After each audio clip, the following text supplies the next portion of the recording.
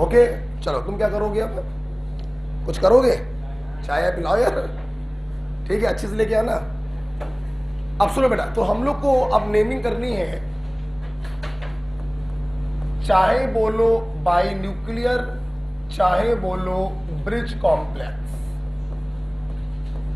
बेटा जब centre metal एक से ज्यादा होगी तो आप लोग उसको बाई न्यूक्लियर बोलते हैं, और जब कोई बाई न्यूक्लियर होगा तो जाहिर सी बात है मेटल मेटल के बीच में बॉन्ड होंगे, उनको जोड़ने वाले कुछ लिगेंड्स होंगे, इसलिए बाई न्यूक्लियर कॉम्प्लेक्स को हम ब्रिज कॉम्प्लेक्स भी कहते हैं। तो आइए आज पढ़ते हैं ब्रिज कॉम्प्लेक्स के IUPAC नाम कैसे करे जाते हैं। एक छोटा सा एग्जांपल ले लेते हैं। जैसे मान लो बेटा मैंने एग्जांपल लिया NH3 का whole 4CO OH NHCO NH3 का होल 4। सबसे पहले मेरी क्लास बताए मैंने कंप्लीट सॉल्ट दिया है या एक आयन, मतलब नाम के लास्ट में आपको आयन लगाना पड़ेगा, अगर नहीं भी लगाते हैं तो समस्या नहीं। अच्छा अब जरा देखो, इसको हम लोग बाई न्यूक्लियर को कहते हैं क्योंकि दो मेटल है इसलिए बाई न्यूक्लियर बोल दे रहे हैं, और ब्रिज क्यों कहते हैं क्योंकि दोनों मेटल को कुछ लीगेंड जोड़ रहे हैं, इन लीगेंड को कहते हैं ब्रिज लीगेंड, कॉम्प्लेक्स को कहते हैं ब्रिज कॉम्प्लेक्स। ये लीगेंड नॉर्मल लीगेंड है जो कोऑर्डिनेट बॉन्ड से इससे जुड़े होंगे। कल मैंने आपको सिखाया था कि जब ब्रिज टाइप के कॉम्प्लेक्स आते हैं तो ये 2 इलेक्ट्रॉन डोनेट करते हैं, लेकिन इस बॉन्ड से हमको 1 इलेक्ट्रॉन का फायदा होता है। रिवाइज करके आए होंगे। अब देखिए हम लोग इसके IUPAC नाम 2 तरीके से कर सकते हैं। पहला तरीका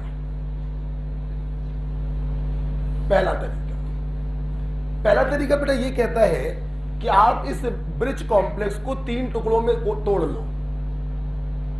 ब्रिज लीगेंड के पहले का टुकड़ा,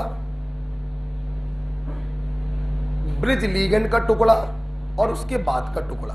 आपने इसको 3 टुकड़ों में तोड़ लिया, 1 2 और 3। सबसे पहले टुकड़े का नाम करेंगे, फिर दूसरे टुकड़े का नाम करेंगे और फिर तीसरे टुकड़े का नाम करेंगे। यह पहला तरीका होता है ब्रिज कॉम्प्लेक्स का नेमिंग करने में। नेमिंग लिखने से पहले मैं 2 बातें आपको और बताना चाहता हूं। जैसे बात नंबर 1 साइड में लिख लेंगे। बात नंबर 1 है कि लीगेंड के नाम तो वैसे ही करते हैं, जैसे हाइड्रो ऑक्साइड का हाइड्रोक्सो, फांसी वाले का हो जाता है आइड का आइडो, और फांसी के अलावा है तो आइड को हटाकर ओ। ये फांसी के अलावा है तो हाइड्रो ऑक्साइड से हाइड्रोक्सो। ये फांसी वाला है इमाइड, तो इमाइड का हो जाएगा इमाइडो। नाम बच्चों बिल्कुल वैसे ही करते हैं, अंतर सिर्फ इतना है कि जो ये ब्रिज वाले लीगेंड होते हैं इनके नाम के पहले हम लोग म्यू का इस्तेमाल करते हैं। बेटा बोलो किसका? तो इसका नाम लिखा जाएगा म्यू हाइड्रोक्सो और उसका नाम लिखा जाएगा म्यू इमाइड। एक नई चीज सीखने को मिल गया।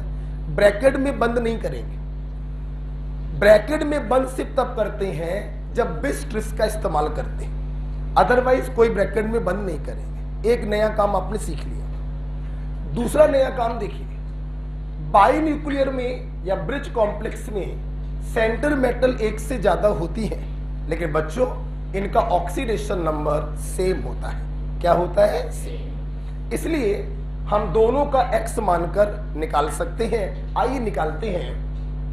4 इंटू अमोनिया का 0, कोबाल्ट का x, OH का -1, इमाइड का -2, NH -2 होता है।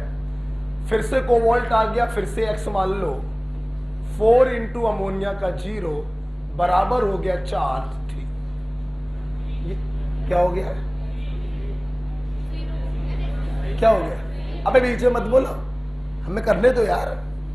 हमके कहा 3 लिखना है हमको है? तो ये क्या हो गया? -3 हो गया। कुछ गलती हो गई क्या?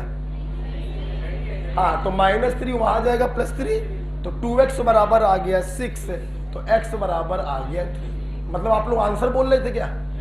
अच्छा, बीच में मत बोला करो, ठीक है? हाँ, हमने सोचा कहाँ 3 लिखना है, ठीक है? तो ये 2 बातें मैंने आपको बताई।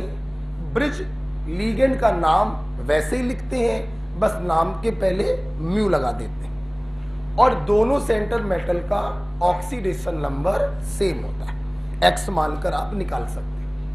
ओके, अब हम लोग इसका नाम करने जा रहे हैं। आइए बच्चों, आप लोग कोऑर्डिनेशन स्फीयर का नाम करने जा रहे हैं। तो पहले पार्ट में लीगेंड भी है, मेटल भी है, तो किसका नाम पहले लिखोगे? लीगेंड। दिस इज एमीन, कितने हैं? 4। टेट्रा एमीन, क्या वॉबल हटाओगे? नहीं। डबल एम या सिंगल एम? नेक्स्ट। बेटा कोबाल्ट लिखो या कोबाल्टेट? कोबाल्ट। कैटायनिक है, 8 नहीं लगाएंगे, कोबाल्ट लिखेंगे, ब्रैकेट में ऑक्सीडेशन नंबर 3, खत्म हो गया। दूसरे पार्ट में आए, हाइड्रोक्सो का H पहले आता है या इमाइडो का I? H पहले आता है, हम लोगों ने ABCD पढ़ी है, H पहले आता है।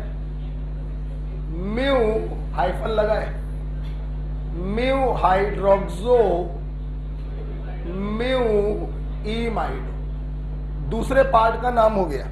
हम तीसरे पार्ट में गए, वहां पे लीगेंड और मेटल दोनों है, तो पहले क्या आएगा? लीगेंड। टेट्रा एमीन कोबाल्ट, बोलो बेटा। थर्ड, आप इतना भी लिख के छोड़ सकते हो, और लास्ट में आप आयन भी लगा सकते हो। कोई डाउट? तो बहुत ही आसान होता है, कुछ है नहीं। जिसको कल की क्लास आती है उसके लिए आज कुछ भी नहीं है। पहले पार्ट का नाम, फिर दूसरे पार्ट का नाम, फिर तीसरे पार्ट का नाम। बाबड़े क्लियर हो गया? लिख लीजिए। ये पहला तरीका हो गया, आप इसको लिख लो। फिर हम आपको बताते हैं इसका दूसरा तरीका।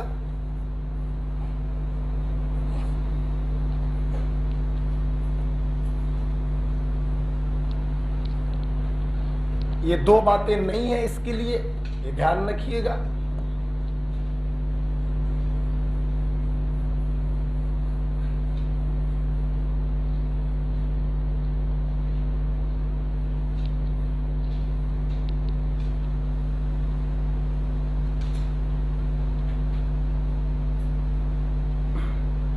कोऑर्डिनेशन के बाद हम लोग पढ़ेंगे मेटलर्जी, D&F ब्लॉक, और फिर आपको फीलिंग आ जाएगी, ठीक है ना?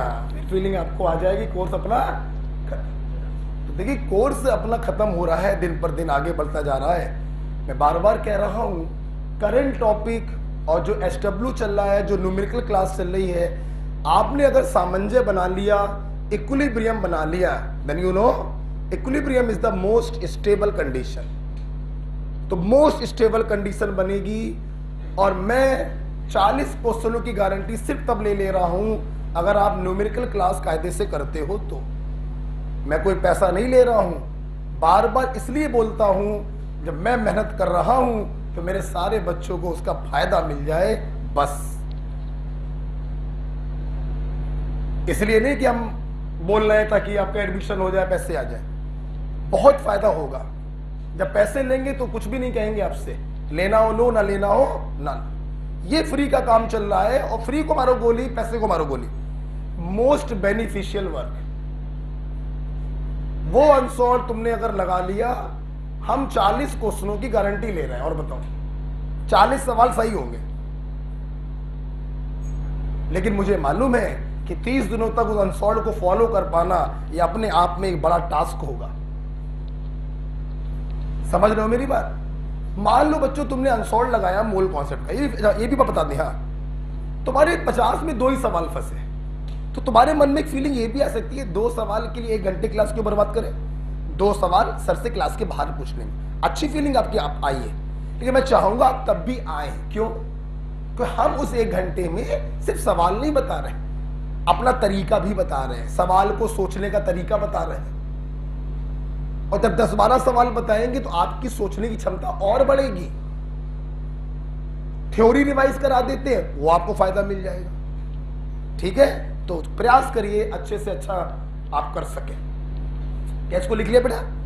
तो ये पहला तरीका हो गया, 3 टुकड़ों में आपने काट के किया। दूसरा तरीका बेटा क्या होता है, वो भी सुन लो। ब्रिज कॉम्प्लेक्स को नेमिंग करने का दूसरा तरीका होता है कि हम लोग क्या करते हैं, सारे नॉर्मल लीगेंड का नाम एक साथ लिख देते हैं, फिर नाम लिख देते हैं सारे ब्रिज लीगेंड का, और फिर नाम लिख देते हैं डाई लगाकर मेटल का। मतलब इस सीक्वेंस को फॉलो करते हैं। ये होता है सेकंड तरीका। अभी आपने 3 टुकड़ों में तोड़ के किया, अब टुकड़ों में मत तोड़िए, सारे नॉर्मल लीगेंड एक साथ निपटा दो, ब्रिज लीगेंड उसके बाद निपटा दो, फिर डाई लगाकर मेटल का नाम लिख दो। जैसे आइए देखते हैं कितने नॉर्मल लीगेंड है, 8। कौन है? अमोनिया। आपने लिखा ऑक्टा एमीन, ठीक, खत्म हो गए। ब्रिज में आ गए, म्यू हाइड्रोक्सो म्यू इमाइडो, खत्म हो गए। आ गए मेटल में, डाई कोबाल्ट लिखोगे या कोबाल्टेट? कोबाल्ट लिखेंगे क्योंकि कैटायनिक कॉम्प्लेक्स है, और ब्रैकेट में ऑक्सीडेशन नंबर। ओके, तो ये सेकंड तरीका होता है इसकी नेमिंग का। मैं समझता हूं आपको ये समझ में आ गया होगा, राइट?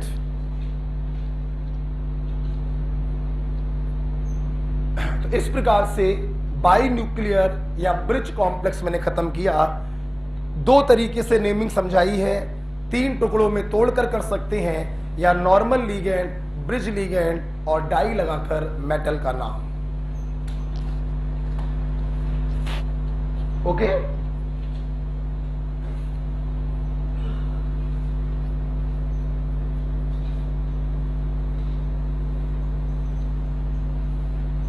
खत्म करें बेटा बात, हम आगे बढ़ सकते हैं। चलिए, आईयूपीएसी सिस्टम बेटा क्या होता है, खत्म होता है।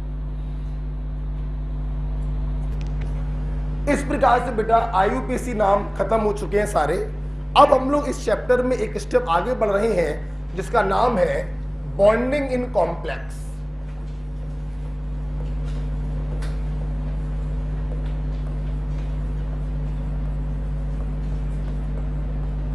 आवाज मत करिए।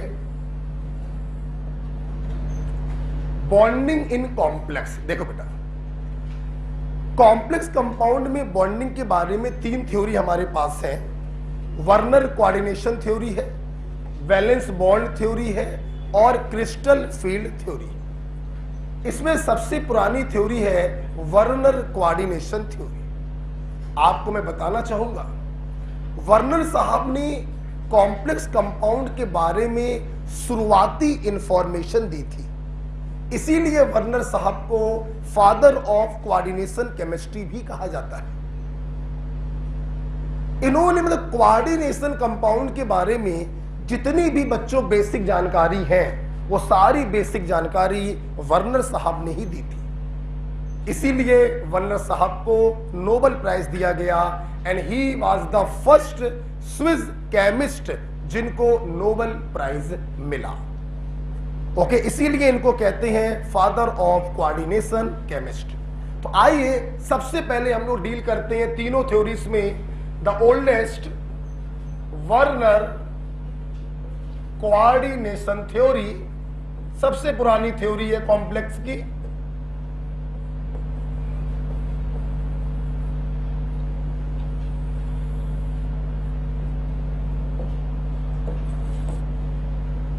मैं इस थ्योरी में सबसे पहले यही पॉइंट ही लिखवाता हूं कि he was the first Swiss chemist who got Nobel Prize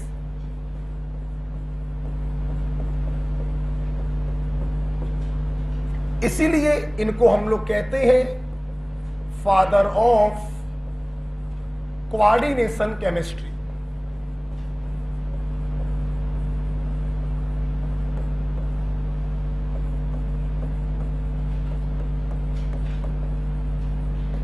NCERT का पॉइंट है ये। और हम लोग सारे वैज्ञानिक के नाम तो याद नहीं करते हैं, लेकिन वो वैज्ञानिक जरूर याद होने चाहिए जिनको नोबेल प्राइज मिला था। Okay,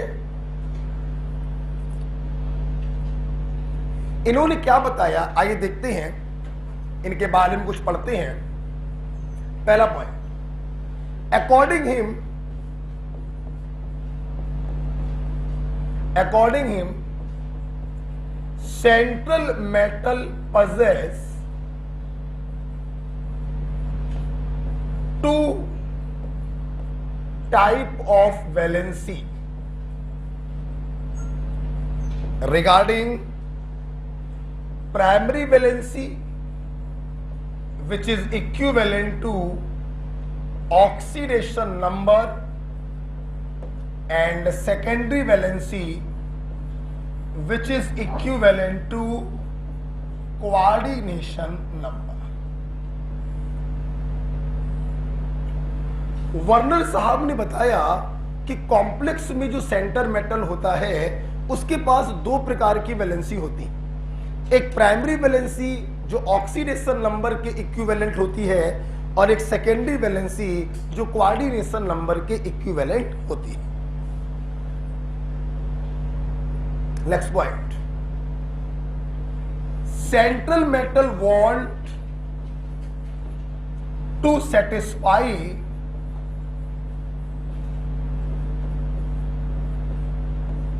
it's both valency.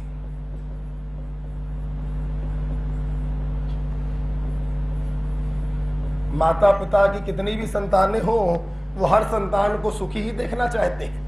तो सेंट्रल मेटल की कितनी भी वैलेंसी क्यों ना हो, ये यही चाहेगा कि इसकी दोनों वैलेंसी जो है वो वेल सेटिस्फाइड हो। Is it clear? तो central metal want to satisfied its both valency. Next point,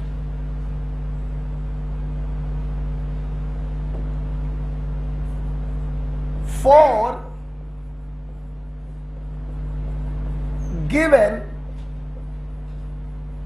value of primary valency,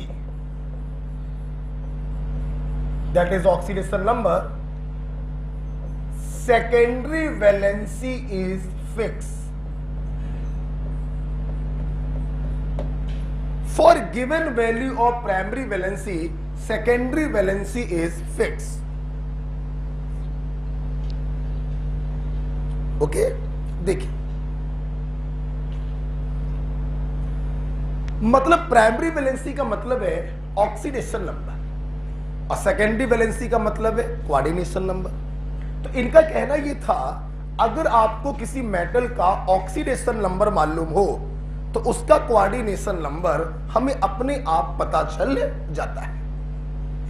Aldous बच्चों, ये पॉइंट कोई यूनिवर्सल ट्रुथ नहीं है, डेविएशन होते हैं, लेकिन बेटा 95% ये काम करता है। और डेविएशन साइंस में कहां नहीं होते? कौन सा ऐसा कॉन्सेप्ट है जहां डेविएशन नहीं होते? थोड़ा बहुत ऊपर नीचे तो साइंस में लगा रहता है। साइंस जो है अपवाद से भरी हुई है। ओके, तो इन्होंने बताया कि अगर प्राइमरी वैलेंसी किसी की फिक्स कर दी जाए तो उसका सेकेंडरी वैलेंसी भी क्या होता है? फिक्स होता है। जैसे ध्यान रखिए, कंट्राडिक्शन हर जगह मिलते हैं, यहां भी मिलेंगे, लेकिन ये जो पॉइंट है बच्चों, ये न्यूमेरिकल के पॉइंट ऑफ व्यू से तुम्हारे लिए अमृत साबित होगा। अमृत। बहुत सारे क्वेश्चंस इस पॉइंट से निकलते हैं, ये अमृत है तुम लोगों के लिए। भले इसमें कंट्राडिक्शन होंगे, लेकिन आपके लिए ये अमृत है, इसमें बहुत सारे क्वेश्चन निकलेंगे। ओके, आइए देखते हैं। इस इंपॉर्टेंट डाल दीजिएगा उसके ऊपर। जैसे फॉर एग्जांपल, अगर किसी मेटल की प्राइमरी वैलेंसी है +1, प्राइमरी वैलेंसी का मतलब बोलो बे चार्ज, ऑक्सीडेशन नंबर, तो सेकेंडरी वैलेंसी उसकी यूजली होती है 2। क्या होती है? 2। राइट। अगर किसी का प्राइमरी वैलेंसी मतलब ऑक्सीडेशन नंबर +2 है तो उसकी सेकेंडरी वैलेंसी यूजली होती है 4। और अगर किसी का primary valency that is oxidation number +3 या +4 है तो उसका कोऑर्डिनेशन नंबर यूजली होता है 6। ठीक, आवाज नहीं बिल्कुल। जैसे यूज देखिए जरा इसका। तुम लोगों ने कल देखा था कि भाई आईयूपीएसी नाम स्पष्ट बोलता है हेक्सासाइनो, कितने साइनाइड? 6। पेंटा अक्वा, कितने वाटर? 5। मतलब आईयूपीएसी लीगेंड के नंबर की एग्जैक्ट इंफॉर्मेशन आपको देता है। ठीक है। अगर मैं किसी कॉम्प्लेक्स का आईयूपीएसी नाम ना बोलूं, मैंने कहा सिल्वर का साइनाइड के साथ एक कॉम्प्लेक्स है, मैंने ये बोला। अब सबको मालूम है सिल्वर पे चार्ज होता है +1, तो इसका मतलब सिल्वर का कोऑर्डिनेशन नंबर होगा 2। तो कितने साइनाइड जोड़ोगे? 2। तो आपने दन्न से बिना आईयूपीएसी की हेल्प आपने 2 साइनाइड जोड़ दिए। ये +1 होता है, 1 CN पे -1, 2 CN पे -2, तो चार्ज आ गया कॉम्प्लेक्स पर -1। ओके। अगर हम लोग बात करें एनसीईआरटी की तो पहले लिखेंगे नंबर, फिर लगाएंगे चार्ज। समझ में आया? यूज मैंने बोला प्लेटिनम का +2 स्टेट में अमोनिया के साथ कॉम्प्लेक्स बना दो। तो भैया +2 का मतलब कोऑर्डिनेशन नंबर कितना होगा? 4। तो कितने अमोनिया जोड़ोगे? 4। तो ये लो भैया, बिना आईयूपीएसी के हमने कॉम्प्लेक्स का स्ट्रक्चर बना दिया। ये +2 आपने बोला, ये 0 होगा तो कोऑर्डिनेशन स्फीयर पे चार्ज आ गया +2। Is it clear? मैंने बोला जिंक का क्लोरीन के साथ कॉम्प्लेक्स बना दो। जिंक का ऑक्सीडेशन नंबर फिक्स होता है +2, तो जिंक का कोऑर्डिनेशन नंबर भी होगा 4। तो कितने Cl लगाएंगे? 4। +2 -4, तो कॉम्प्लेक्स पे चार्ज आ गया -2। कोई प्रॉब्लम है क्या? मैंने कहा प्लेटिनम का +4 स्टेट में अमोनिया के साथ कॉम्प्लेक्स बनाइए, तो +4 का मतलब हो गया कोऑर्डिनेशन नंबर 6। राइट? ये +4 है, ये 0 है, तो कोऑर्डिनेशन स्फीयर पे चार्ज आ गया 4+। अमृत छलक रहा है, अमृत का महज समझ में आ रहा है कि बिना आईयूपीएसी के हम उसका फार्मूला बना सकते हैं। अगर आपको ऑक्सीडेशन नंबर मालूम है तो यूजली कोऑर्डिनेशन नंबर फिक्स होता है। क्लियर? कुछ अपवाद हर जगह होते हैं, जैसे बच्चों +3 +4 6 होता है, +2 होता है 4, लेकिन आयरन +3 में तो 6 होता ही होता है, +2 में भी क्या होता है? 6। जैसे +3 वाले 6 होते हैं, +2 वाले 4, लेकिन गोल्ड +3 स्टेट में भी क्या होता है? 4। क्लियर?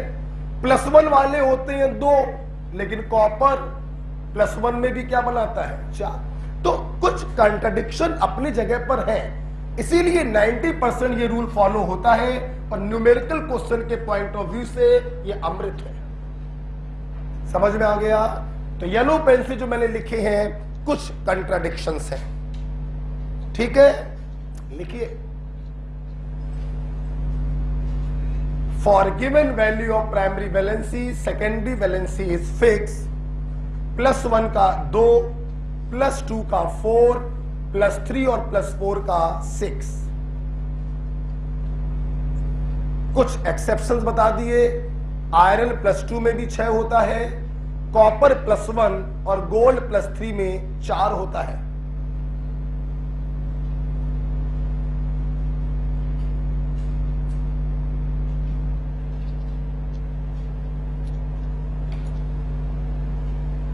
ओके बेटा, ये फार्मूले में कैसे बना लो, आप हमसे सहमत है कि नहीं, पहले ये बताइए, सहमत है कि नहीं है? ये चार्ज कैसे आ रहा, कोऑर्डिनेशन स्फीयर पे क्लियर हो गया। कोऑर्डिनेशन स्फीयर के अंदर जो भी माल पानी है, हम सबके चार्जों को जब जोड़ देते हैं तो कोऑर्डिनेशन स्फीयर पे चार्ज आ जाता है। ओके,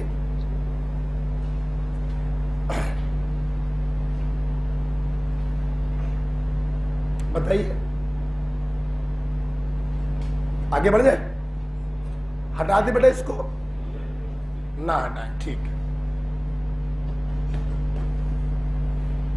कितने लोगों ने कल मोल पढ़ लिया था? सबने पढ़ लिया? तो सब 40 क्वेश्चन सही करने की लड़ाई में शामिल हो गए। 45? अब वो तो होगा, पहले 40 की लड़ाई पार कर लेते हैं, फिर 45 की भी पार हो जाएगी, है ना?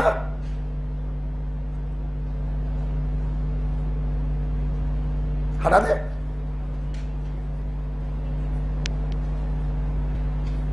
तो हम लोगों ने देखा for given value of primary valency secondary valency is fix. आइए इसके ऊपर एक न्यूमेरिकल क्वेश्चन करते हैं,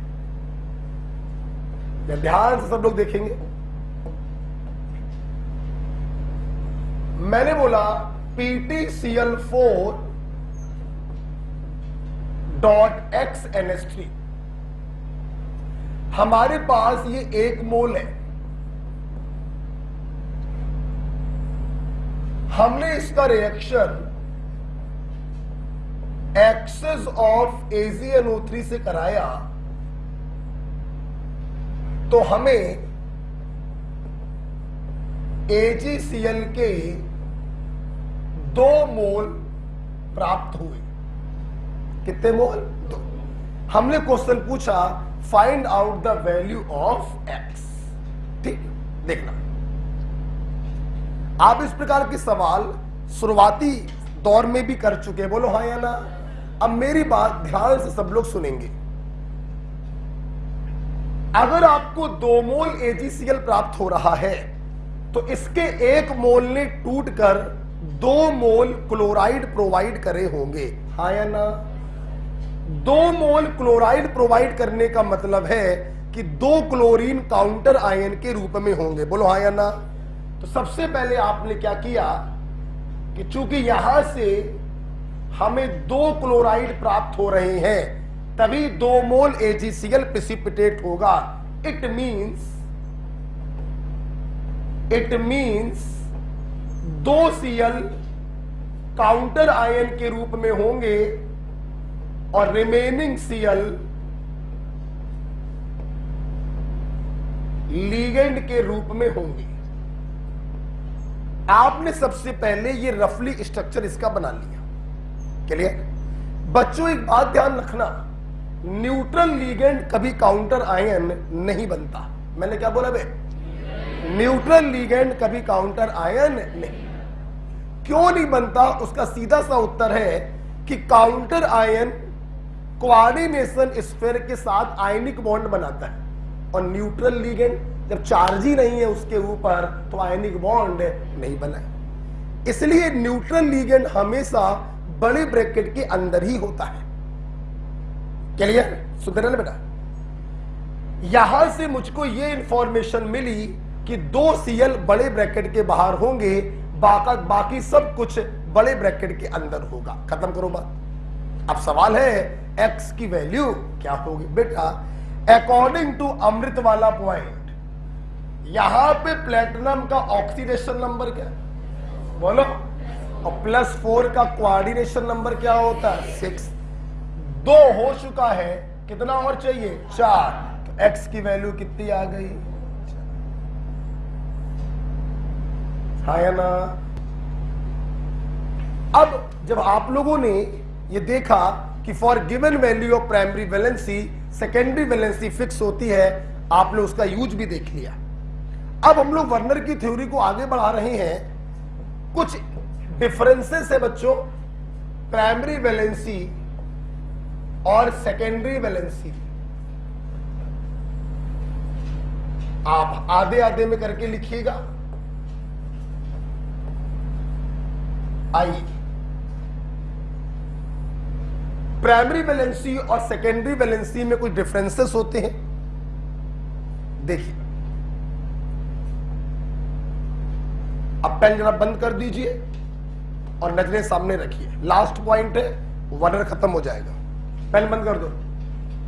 देखो, प्राइमरी वैलेंसी और सेकेंडरी वैलेंसी को एक एग्जांपल से हम पूरा समझा देते हैं और आप कभी भी नहीं भूलेंगे। ठीक, मान लो समझाने के लिए मैं एग्जांपल ले रहा हूं, थोड़ा सा और नीचे कर दे।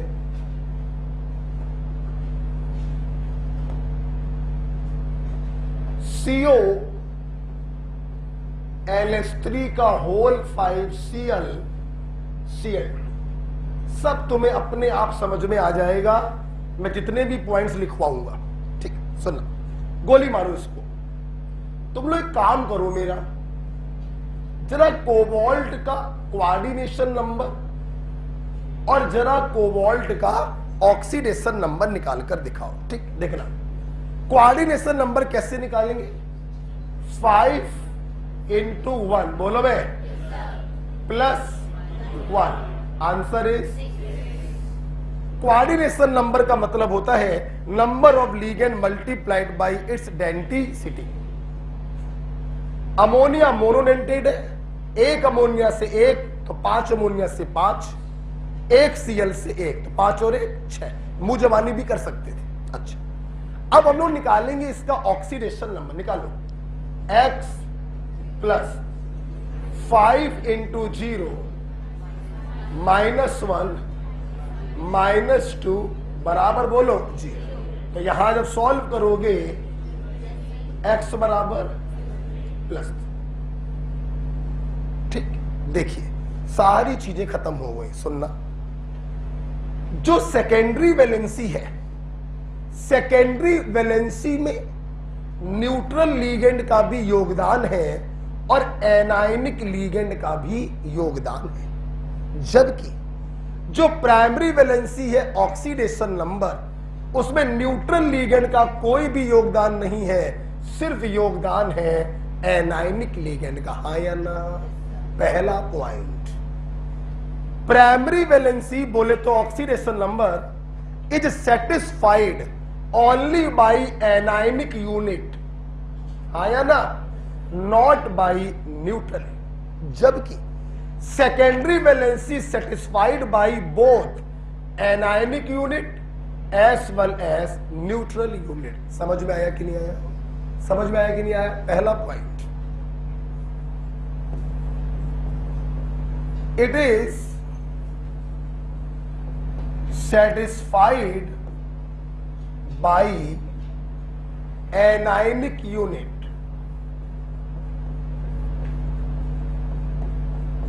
यहां पे लिखेंगे it is satisfied by both anionic and neutral unit. समझ में आ रहा है? रट्टाफिकेशन तो नहीं मारना पड़ रहा है, क्लियर हो रहा है? नेक्स्ट पॉइंट, नेक्स्ट पॉइंट, सोचो सोचो, तुमने ये बोला कि जो सेकेंडरी वैलेंसी होता है वो एनायनिक यूनिट से भी सेटिस्फाई होता है और न्यूट्रल से भी सेटिस्फाई होता है। सहमत हो? अब जरा सोचो बेटा, एनायनिक यूनिट तो बड़े ब्रैकेट के बाहर भी है और बड़े ब्रैकेट के अंदर भी है। तो कोऑर्डिनेशन नंबर में जो बड़े ब्रैकेट के अंदर होते हैं सिर्फ उन्हीं का योगदान होता है, बड़े ब्रैकेट के बाहर वाले का कोई योगदान नहीं होता। जबकि सेकेंडरी वैलेंसी में न्यूट्रल वाला तो बेकार हो गया, एनायनिक वाला देखिए चाहे अंदर हो उसका भी योगदान है, चाहे बाहर हो उसका भी योगदान। कहने का तात्पर्य पॉइंट नंबर 2 है, प्राइमरी वैलेंसी को जो सेटिस्फाई करते हैं वो बड़े ब्रैकेट के अंदर भी होते हैं और बड़े ब्रैकेट के बाहर भी होते हैं, लेकिन सेकेंडरी वैलेंसी को जो सेटिस्फाई करते हैं they must be written inside the big bracket. उन्हें कभी भी हम ब्रैकेट के बाहर नहीं लिख सकते। समझ में आया पॉइंट कि नहीं आया? क्लियर? लिखेंगे लिखेंगे।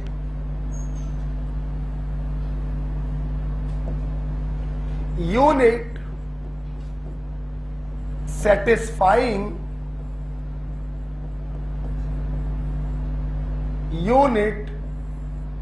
satisfying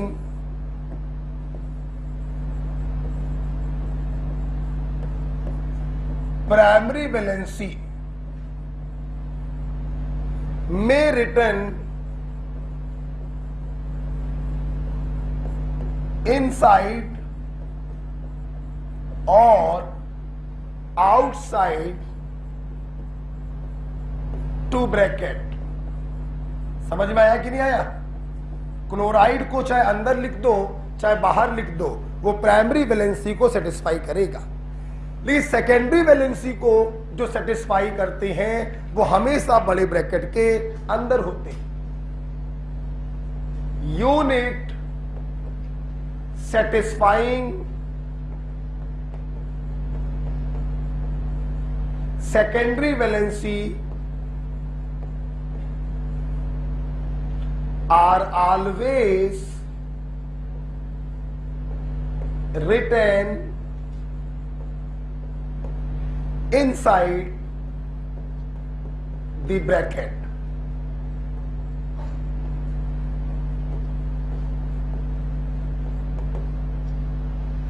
बड़ा क्लियर हो गया?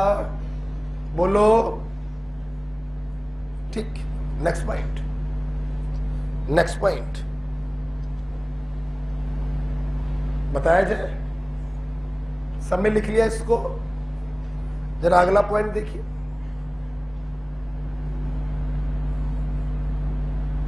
जरा अगला पॉइंट देखिए।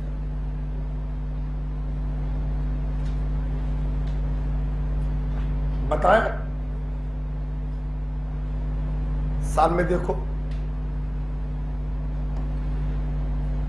ये जो बड़े ब्रैकेट के बाहर है ये प्राइमरी वैलेंसी को सेटिस्फाई कर रहा है, सेकेंडरी को तो कर नहीं सकता। ऑक्सीडेशन नंबर में कंट्रीब्यूशन है, कोऑर्डिनेशन नंबर में कंट्रीब्यूशन नहीं। अब देखना, और जब तुम इसको पानी में घोलोगे तो यही तो टूट कर बाहर जाएगा कि अंदर वाला है बाहर वाला जाएगा। कहने का तात्पर्य primary valency are ionisable but secondary valency are non ionisable. समझ में आया?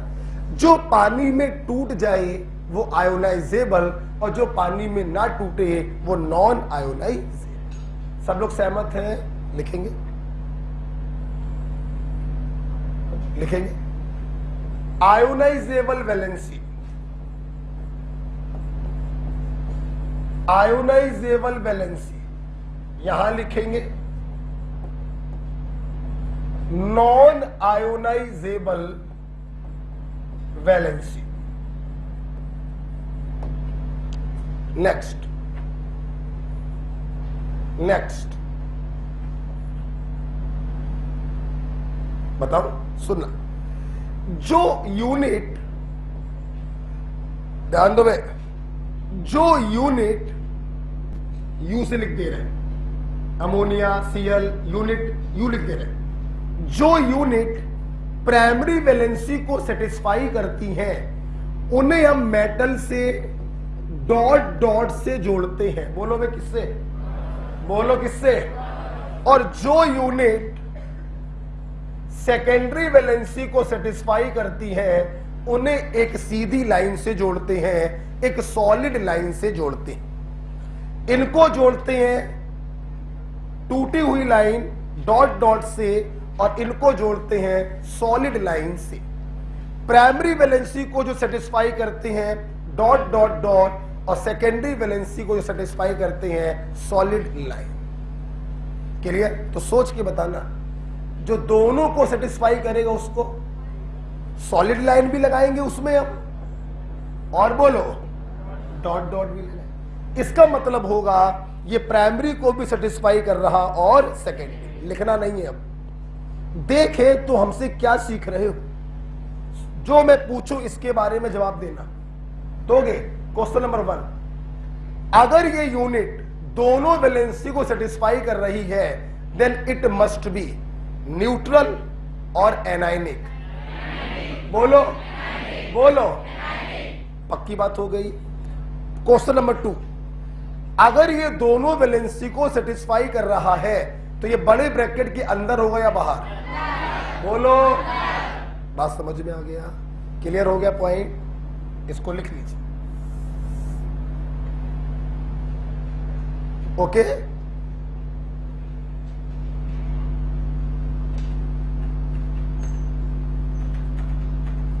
बेटा क्लियर हो रहा है पॉइंट? याद बिल्कुल मत करिएगा, एक एग्जांपल से सारी चीजें क्लियर कर लेना। देखिए आप वास्तव में कुछ सीखे या नहीं जरा बताना। अगर मैं इस एग्जांपल में आपसे कहूं बताओ इस अमोनिया को इस मेटल से कैसे जोड़ोगे, बोलो नहीं। अंदर है, कोऑर्डिनेशन नंबर को सेटिस्फाई पक्का करेगा। न्यूट्रल है, ऑक्सीडेशन नंबर को सेटिस्फाई नहीं करेगा। तो इसको जब इससे जोड़ोगे तो एक सॉलिड लाइन से जोड़ोगे। हाँ या ना? हाँ या ना? नेक्स्ट, ये वाला Cl एनायनिक है, कोऑर्डिनेशन नंबर को भी सेटिस्फाई कर रहा है क्योंकि बड़े ब्रैकेट के अंदर है, और एनायनिक होने के कारण प्राइमरी वैलेंसी को भी सेटिस्फाई करेगा। तो इसको जब आप जोड़ोगे इससे तो एक सॉलिड लाइन भी लगाओगे और बोलो डॉट डॉट डॉट भी लगाओगे। दिखाई पड़ गया? नेक्स्ट पॉइंट, ये वाला Cl बड़े ब्रैकेट के बाहर है, कोऑर्डिनेशन नंबर को सेटिस्फाई कर ही नहीं सकता, सिर्फ सेटिस्फाई कर रहा होगा प्राइमरी वैलेंसी को। तो इसको जब भी जोड़ोगे डॉट डॉट डॉट। कुछ समझ में आया कि नहीं? कुछ समझ में आया कि नहीं? बाद में बना लेना, इसको समय दे देंगे। उस पॉइंट का मतलब समझ में आ गया ना? अच्छा सुनना बेटा, लास्ट पॉइंट में बताने जा रहा हूं और सुन लीजिए। जो यूनिट सेकेंडरी वैलेंसी को सेटिस्फाई करती हैं दैट इज कोऑर्डिनेशन नंबर को, वो कॉम्प्लेक्स के ज्योमेट्री को डिसाइड करती हैं। अभी आप थोड़ी देर में 5 मिनट के बाद पढ़ने वाले हो valence bond theory. Coordination number को देखकर हम बताते हैं कि उसका हाइब्रिडाइजेशन क्या होगा। जैसे coordination number 4 hybridisation sp3, coordination number 2 hybridisation sp। Oxidation number को देखकर हमें ज्योमेट्री का पता नहीं लगता, इसलिए हम लोग कहते हैं कि प्राइमरी वैलेंसी ज्योमेट्री को डिसाइड नहीं करती लेकिन सेकेंडरी वैलेंसी ज्योमेट्री को डिसाइड करती। तो यही बच्चों लास्ट पॉइंट है, यही लास्ट पॉइंट है। लिखेंगे नो रोल इन ज्योमेट्री, और इसमें लिख लो इट डिसाइडेड ज्योमेट्री।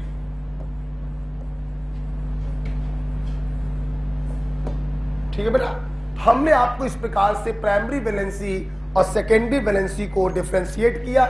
एक भी पॉइंट मैंने आपको रटने को नहीं बोला, समझेंगे तो अच्छा वरना खेल बेकार। खत्म हो गए पॉइंट। अब इसके नीचे आप उसी को बना लो तो कभी भी आपको रिवाइज करने में दिक्कत नहीं होगी। ओके,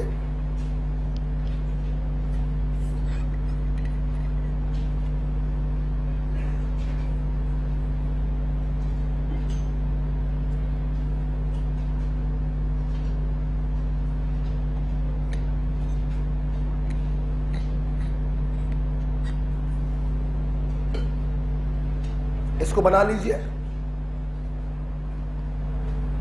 कभी भी रिवाइज करेंगे तो ये 5 पॉइंट आपको दिखाई पड़ जाएंगे सर ने इसमें क्या समझाया है। ध्यान से पढ़ते रहिएगा, धीरे धीरे कठिनाइयां आती जाएंगी, ठीक है। और सबसे पहले ध्यान रखिए, बड़े ब्रैकेट के बाहर जो होता है वो आयोनाइजेबल होता है, अंदर वाला नहीं होता है।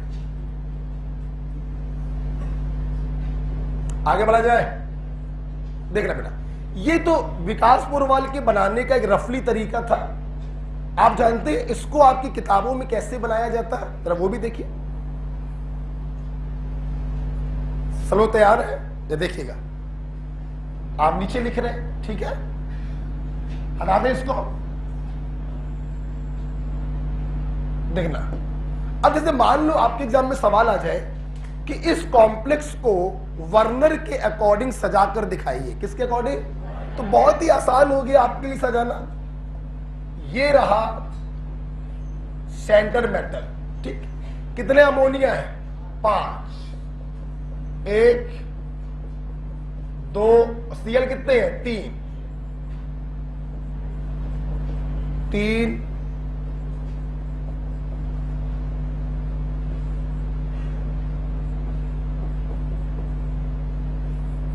जितने भी यूनिट थी आपने इसके चारों तरफ अरेंज करनी, कोई प्रॉब्लम तो नहीं। अब देखना, न्यूट्रल वाला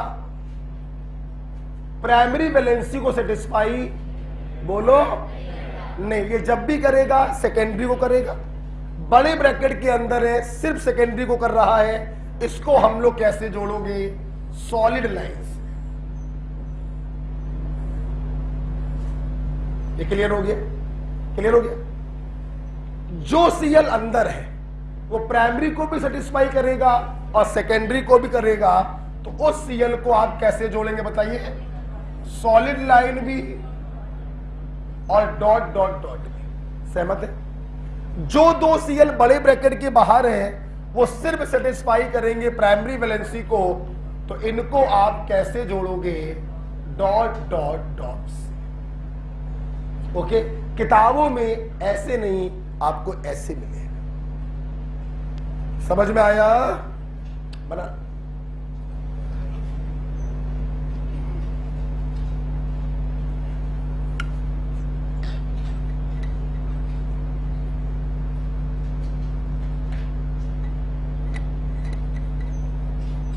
अपने मन से बनाओ। ये सीएल को मैंने बीच बीच में लगा दिया, ऐसा कोई रूल नहीं होता है। आप तीनों सीएल एक साथ लगा दीजिए, 5 अमोनिया एक साथ लगा दो, उससे कोई फर्क है नहीं पड़ता है।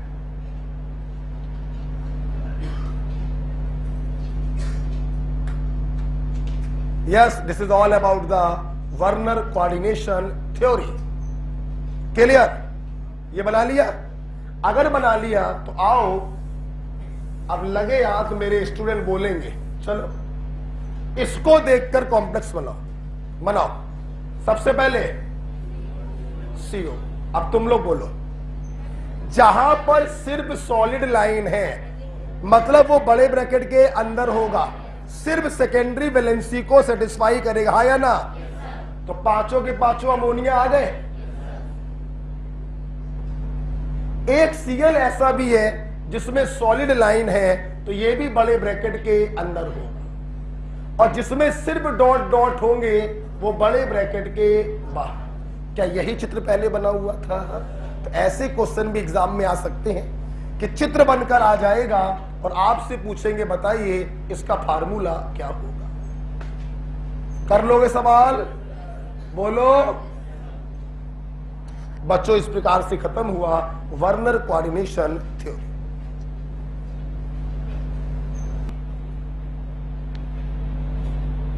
वैलेंस बॉन्ड थ्योरी अब हम लोग पढ़ने जा रहे हैं।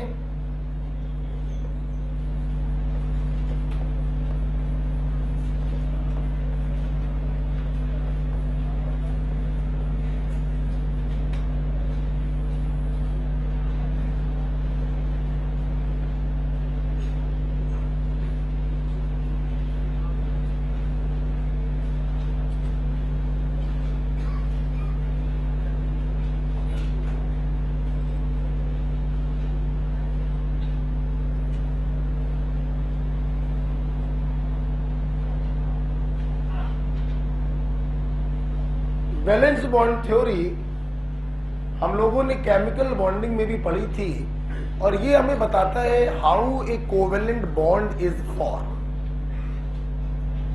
कोऑर्डिनेट बॉन्ड भी एक प्रकार के कोवेलेंट बॉन्ड होते हैं जो अनइक्वल ओवरलैपिंग से बनते हैं। कोवेलेंट बॉन्ड बनता है जब एक इलेक्ट्रॉन मैंने दिया, एक इलेक्ट्रॉन तूने दिया, इसे कहते हैं इक्वल शेयरिंग ऑफ इलेक्ट्रॉन। और कोऑर्डिनेट बॉन्ड बनते हैं दोनों इलेक्ट्रॉन मैंने दिए, तुम खाली यहां तक आए, this unequal sharing is called coordinate bond. जैसे आइए थोड़ा सा केमिकल बॉन्डिंग अगर रिवाइज करें, मैंने बोला ए और बी के बीच में एक कोवेलेंट बॉन्ड है, मतलब एक इलेक्ट्रॉन इसने दिया और एक इलेक्ट्रॉन इसने दिया, तभी ये बॉन्ड बना होगा।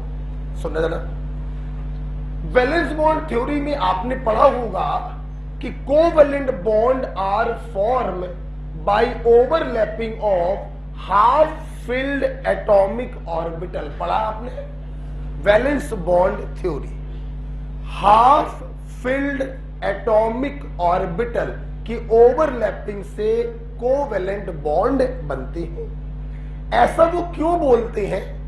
हाफ फील्ड वो इसलिए बोलते हैं मेरे भाई, तो एक इलेक्ट्रॉन तुमने दिया है ना, तो एक इलेक्ट्रॉन लेकर तुम आओ, और एक इलेक्ट्रॉन तुमने दिया तो एक इलेक्ट्रॉन लेकर तुम आओ। बोलो हाँ या ना? जब एक एक इलेक्ट्रॉन लेकर ये आएंगे और आपस में ओवरलैप करेंगे,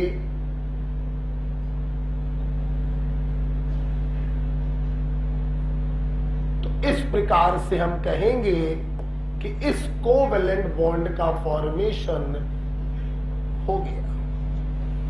तो कोवेलेंट बॉन्ड कैसे बनते हैं ये केमिकल बॉन्डिंग में आपने सीखा था, by the overlapping of half filled atomic orbital.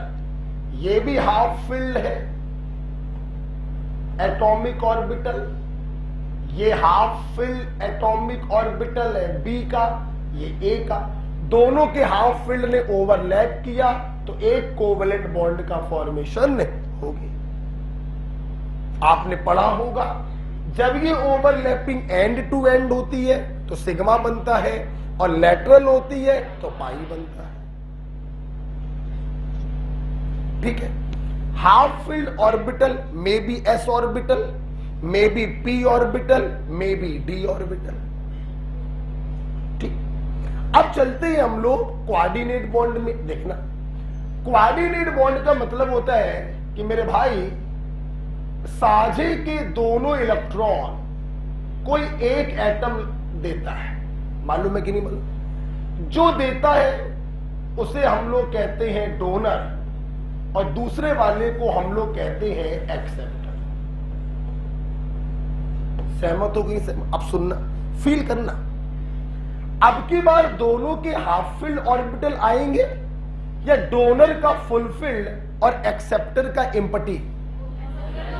Donor का फुल फील्ड और एक्सेप्टर का एम्प्टी। कोई डोनर लेके आ रहा है 2 इलेक्ट्रॉन,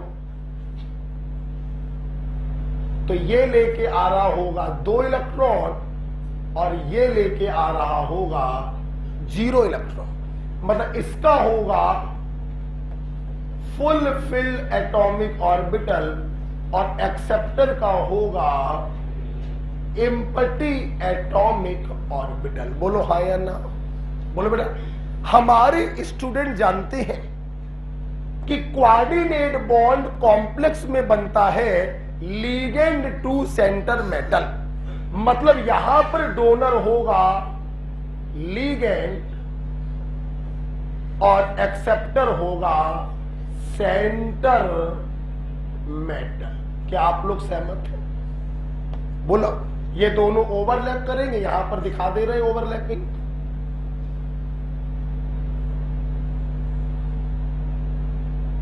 और इस प्रकार से कोऑर्डिनेट बॉन्ड का फॉर्मेशन होगा।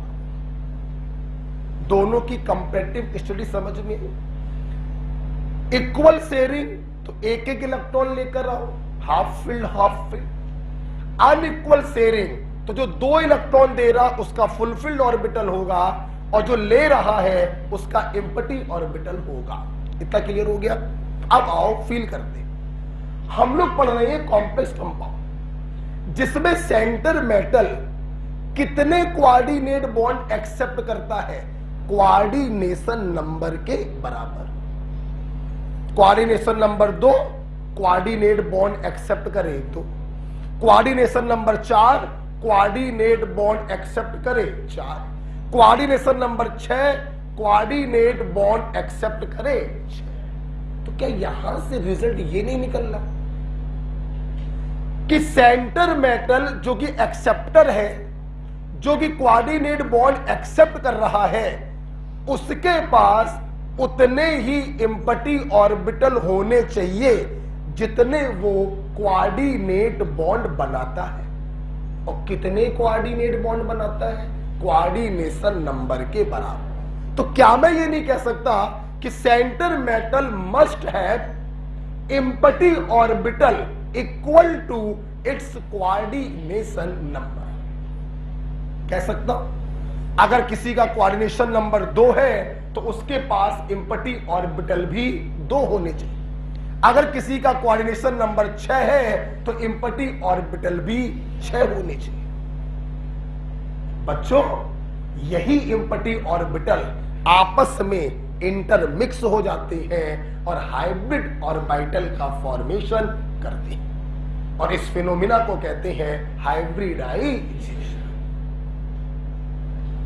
ओके, तो इस पॉइंट को मैं आपको बताना चाहूंगा कि 10 सेंटर मेटल लिखिए पूरा, ऊपर से लिखिए। 10 centre metal must have empty atomic orbital equal to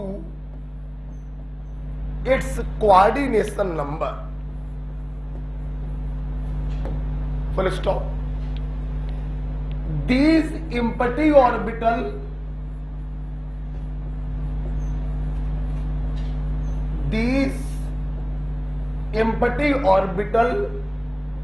get intermixed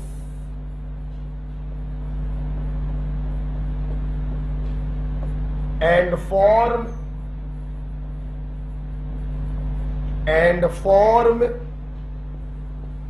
equal number of new hybrid orbital। मेरा बात सहमत है? क्लियर हो गया? इस सेंटेंस को इन्वर्टेड कॉमा में बंद कर लो।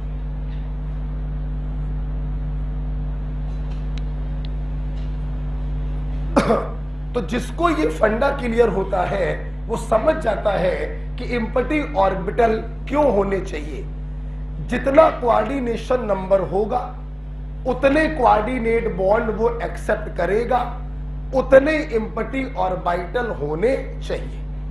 यही एम्प्टी ऑर्बिटल आपस में ओवरलैप करते हैं और हाइब्रिड ऑर्बिटल को बनाते हैं।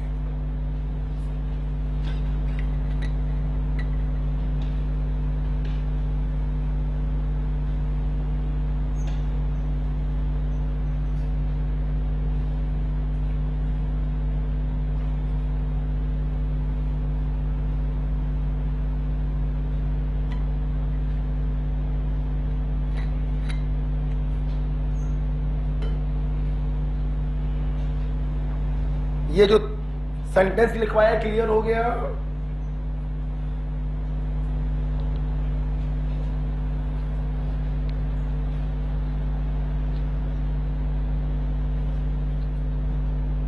तो वैलेंस बॉन्ड थ्योरी जो हमें बताती थी पहले कैसे बनता है covalent bond half filled orbital की ओवरलैपिंग से, वही हमें बताती है कैसे बनता है कोऑर्डिनेट बॉन्ड। डोनर का होता है फुलफिल्ड ऑर्बिटल और एक्सेप्टर का होता है एम्प्टी ऑर्बिटल। दोनों ओवरलैप करते हैं और कोऑर्डिनेट बॉन्ड को बनाते हैं। क्योंकि कॉम्प्लेक्स में एक्सेप्टर सेंटर मेटल होता है तो जितना उसका कोऑर्डिनेशन नंबर होगा उसके पास उतने ही इम्पटी ऑर्बिटल होने चाहिए। यही इम्पटी ऑर्बिटल आपस में इंटरमिक्स हो जाते हैं और नए हाइब्रिड ऑर्बिटल का फॉर्मेशन करते हैं। बच्चों, इसी फिनोमिना को कहते हैं हाइब्रिडाइजेशन। क्लियर है? आइए इसको थोड़ा सा आगे बढ़ाते हैं हम लोग। क्या आपने ये लिख लिया? बेटा ये लिख लिया आप लोगों ने? सब लोग बताओ।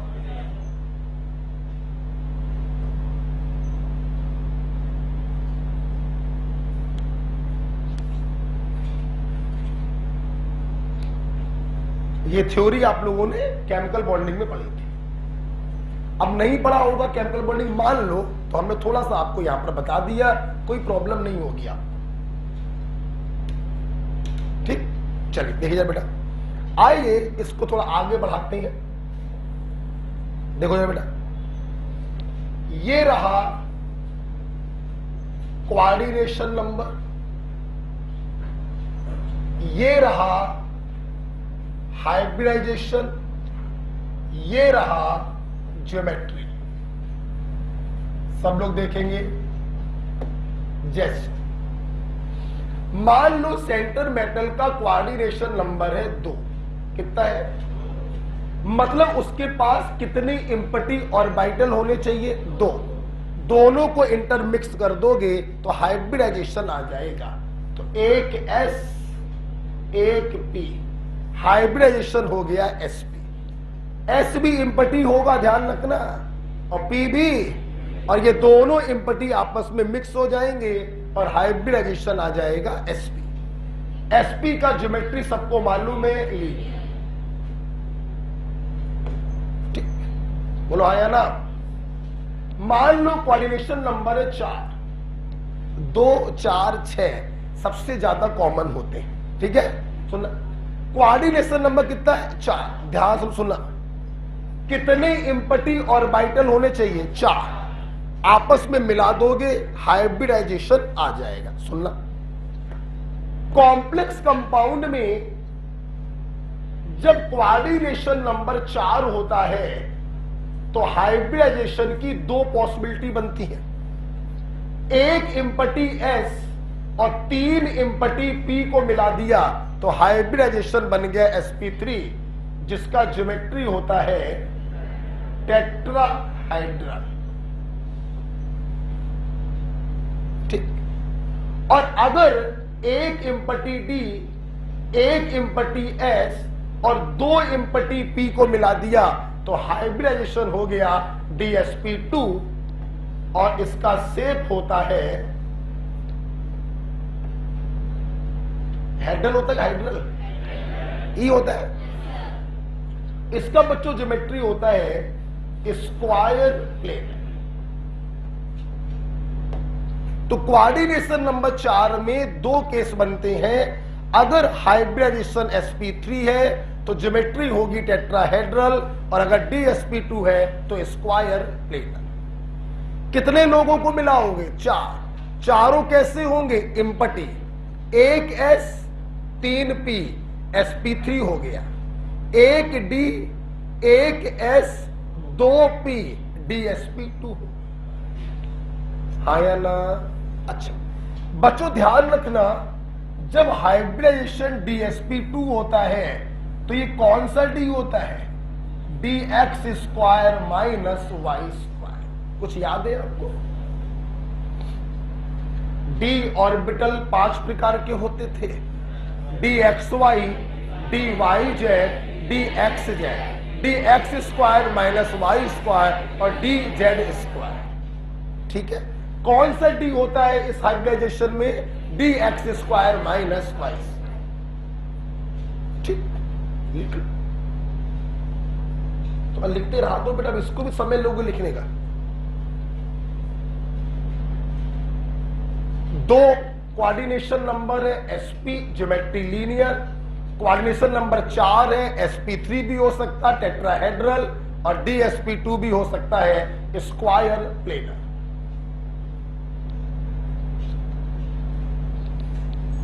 आज बेसिक बता देंगे पूरा।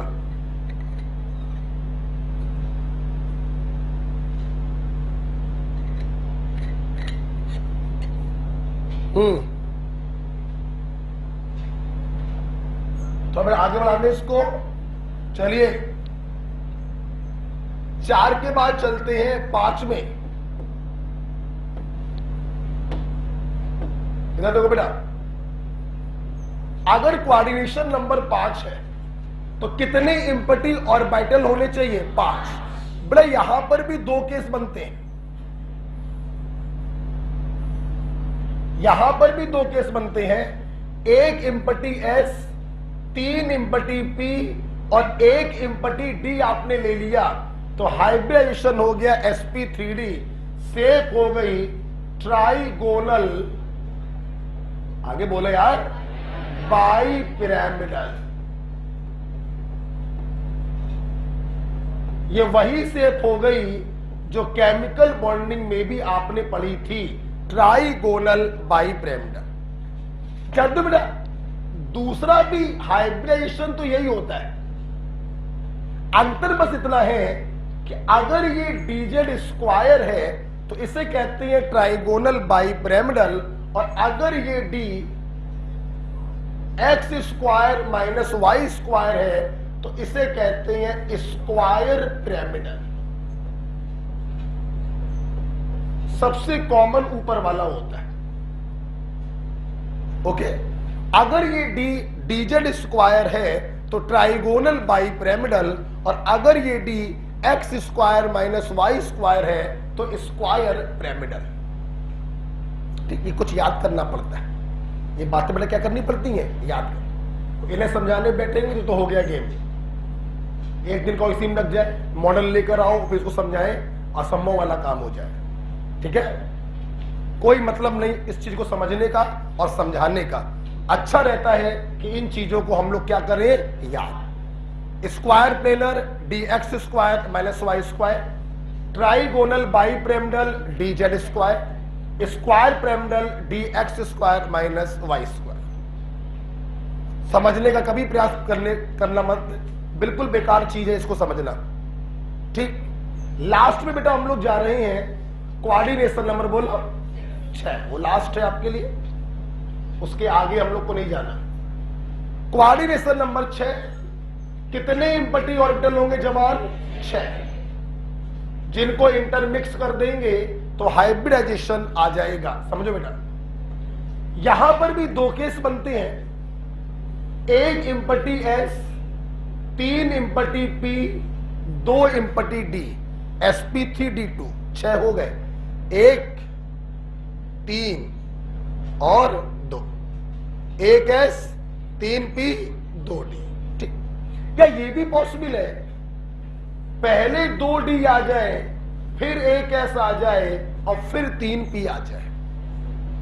ये d2sp3, अंतर समझिए, यहीं पर समझो, यहीं पर। इसका बेटा मतलब ये होता है, जिस सेल का एस लिया उसी सेल का पी और उसी सेल का डी, तो इसे कहते हैं sp3d2।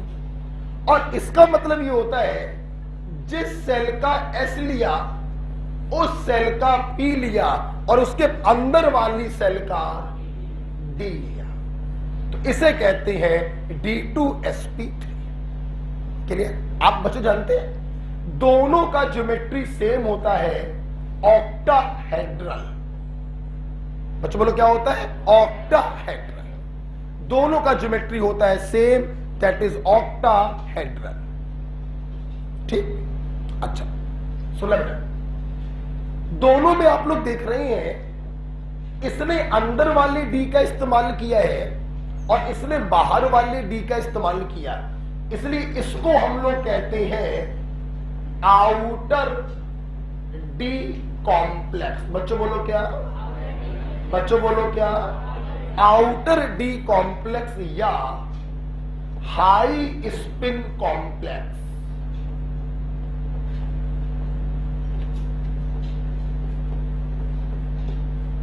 और इसने बेटा अंदर वाले डी का इस्तेमाल किया, तो इसे हम लोग कहते हैं इनर डी कॉम्प्लेक्स या लो स्पिन कॉम्प्लेक्स।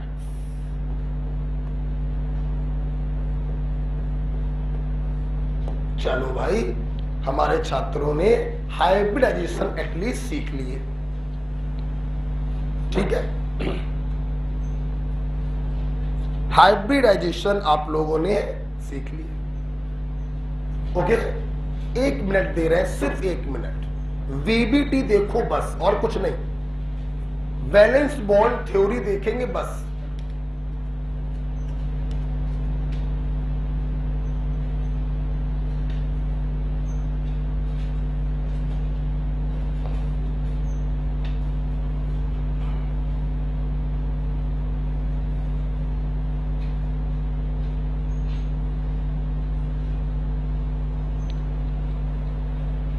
जल्दी से, सिर्फ valence bond theory.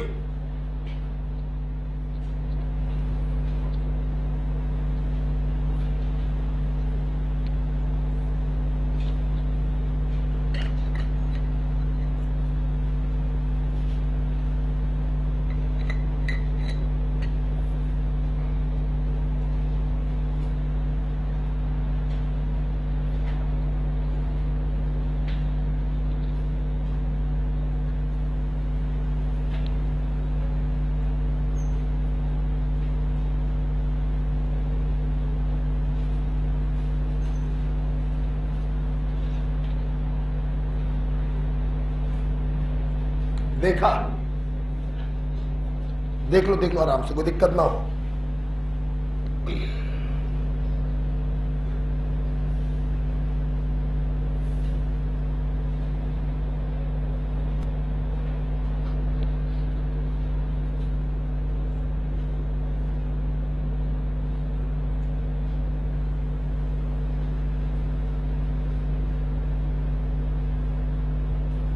Okay, right.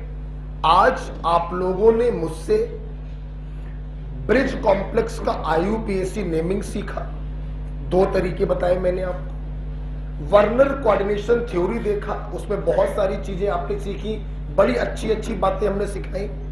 फिर हम लोगों ने चालू कर लिया आज ही की क्लास में वैलेंस बॉन्ड थ्योरी, जिसमें आपने सीखा सेंटर मेटल का जितना कोऑर्डिनेशन नंबर होता है उसके पास उतने ही इम्पटी ऑर्बिटल होने चाहिए। यही इम्पटी ऑर्बिटल आपस में इंटरमिक्स होते हैं और हाइब्रिडाइजेशन बनाते हैं। सवाल ये उठा, इनके पास इम्पटी ऑर्बिटल क्यों होने चाहिए? ताकि ये लीगेंड के लोन पेयर को एक्सेप्ट कर सके। क्योंकि लोन पेयर एक्सेप्ट करने के लिए एक्सेप्टर के पास खाली डब्बा होना चाहिए, तभी वो उसमें 2 इलेक्ट्रॉनों को एकोमोडेट कर पाएगा। अगर उस डब्बे में पहले से 1 इलेक्ट्रॉन या 2 इलेक्ट्रॉन हुए तो इलेक्ट्रॉनों की एंट्री नहीं हो सकती है, क्योंकि पॉली एक्सक्लूजन प्रिंसिपल कहता है एक ऑर्बिटल में अधिकतम 2 इलेक्ट्रॉन रह सकते हैं। हमारे छात्रों ने देखा कोऑर्डिनेशन नंबर 2 भी मेरे लिए बेकार है। सबसे पॉपुलर होते हैं 4 और 6, ये 2 सबसे इंपॉर्टेंट होते हैं बच्चों। 4 में देखा either sp3 tetrahedral, either dsp2 square planar. 6 में देखा sp3d2 octahedral, outer D high spin, d2sp3 octahedral, inner D लो स्पिन। अंतर ये, जिस सेल का s उसी का p उसी का d आउटर डी, जिस सेल का s और p उसके अंदर वाली सेल का d इनर डी। खत्म करे बात? आइए, कोई जरूरत नहीं तुम लोगों की, हटो। अब हम लोग थोड़ी सी चर्चा करेंगे लीगेंड्स को लेकर। सुना बेटा, आपने बहुत सारे लीगेंड मुझसे पढ़े, मोनोडेंटेड, बाइडेंटेड, क्या क्या नहीं पढ़ा।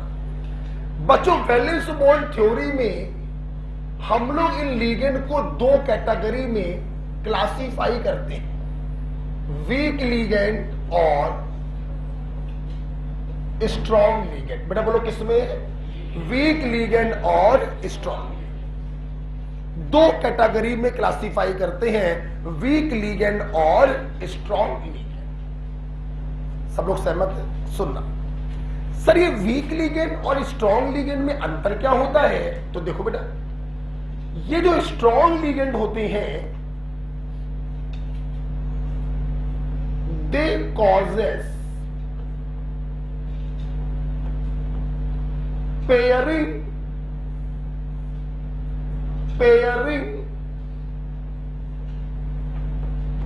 of electron in center matter. They causes pairing of electron in center matter. मैं समझाऊंगा, अभी परेशान मत हो। अब मैं तुम्हें जो बताने जा रहा हूं सुनना जरा बेटा। मैंने पढ़ाने का तरीका ऐसा बना लिया है कि मैं वैलेंस बॉन्ड थ्योरी और इससे भी जो एडवांस थ्योरी है जो कल पढ़ोगे शायद आप, क्रिस्टल फील्ड थ्योरी, मैं दोनों को मर्ज करके बच्चों को पढ़ाता हूं, दोनों को मिला दिया। तो कोई भी क्वेश्चन हो आप हमसे पढ़ने के बाद वीबीटी से भी सॉल्व कर सकते हो और सीएफटी से भी सॉल्व कर सकते हो। अगर किताबी तरीके से मैं आपको पढ़ाऊं तो बहुत से क्वेश्चन ऐसे होंगे जो वीबीटी से सॉल्व नहीं हो पाएंगे, सीएफटी की हेल्प लेनी पड़ेगी। हमने दोनों थ्योरी को मिलाकर एक निचोड़ निकाला, फिर चाहे तुम वीबीटी लगाओ चाहे तुम सीएफटी लगाओ, तुम्हारा आंसर दोनों से सेम है। क्या है ये वो निचोड़? सुनना। D4, D5, D6, D7। आपको मालूम है डी सबसेल में 5 डी ऑर्बिटल होते हैं, DXY, DYZ, जो मैंने भी बताया था। इसीलिए डी सबसेल में अधिकतम 10 इलेक्ट्रॉनों को रखा जा सकता है, D1 से D10। ठीक सुनना बेटा। अगर कोऑर्डिनेशन नंबर 6 है तो जो पेयरिंग होती है वो D4 से D7 तक होती है। ना D1, D2, D3 में पेयरिंग होगी और ना D8, D9 और D10 में पेयरिंग होगी। अभी पेयरिंग का मतलब समझा देंगे, परेशान मत हो। और अगर बच्चों कोऑर्डिनेशन नंबर 4 या 5 है तो एक और बढ़ा लो, D8। मतलब आप स्ट्रॉन्ग लिगेंड होने पर पेयरिंग कहां से कहां तक कराएंगे? D4 से D8। ठीक है। अगर कोऑर्डिनेशन नंबर 6 है तो पेयरिंग होती है जब डी सबसेल में इलेक्ट्रॉनों की संख्या 4 से 7 हो, और अगर कोऑर्डिनेशन नंबर 4 या 5 है तो पेयरिंग होती है जब डी सबसेल में इलेक्ट्रॉनों की संख्या 4 से 8। ठीक, लिख लीजिए। मतलब अब बताने जा रहे हैं पेयरिंग का मतलब क्या है, अब बता रहे हैं।